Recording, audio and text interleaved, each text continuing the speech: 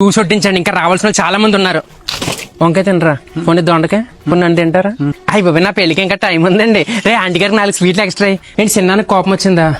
ఇంత కష్టపడి ఇల్లు కట్టుకుని ఆడితోటి ఇడితోటి మాటలు పడాల్సి వస్తుంది. నేను వస్తున్నానులే, పిలుస్తానులే. ఫోన్ చెప్తే ఎత్తమంటారా బొక్కగడివి? 150 మందికి భోజనాలు చెప్తే 100 మందికి ఇచ్చాడు. ఇప్పుడు అర్జెంట్గా ఇంకో 20 మందికి పంపించాడు. ఇక్కడ ఉన్నట్టు రావాలి. ఒరే లైన్ ఆగిపోయిందిరా, ప్లీజ్ రా. ప్లేట్ల పక్కనాడేంటి, రేపు వస్తే ఎత్తారు పొద్దున్నే.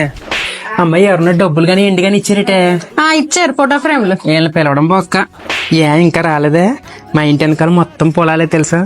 చిచి అందుకు కాదు, నువ్వు వచ్చాక ఇద్దరం కలిసి వెళ్తే తిందారని. కొంచెం త్వరగా వచ్చే. బాయ్. ఇల్లు కట్టేసారు, నువ్వు పెళ్లి చేసుకోవరా? నీ కూతుర్ని ఎత్తాబెట్టి, నేను కూడా రెడీగానే ఉన్నాను.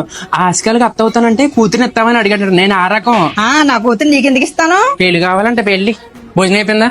నేనా? మనకు అప్పుడే కంగారే ఉందండి, తర్వాత తిందాం లాస్ట్ లో.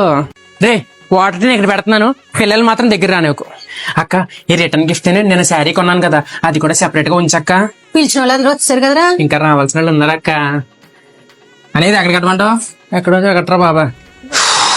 ఎంతైతే నీకెందుకురా? ఇప్పుడు 1 కోటి రూపాయలు అయిందని అనుకో, నీకు నిద్రెట్టు సావదు. అదే 20 లక్షలు అయిందని చెప్పాను అనుకో, నువ్వు నమ్మో.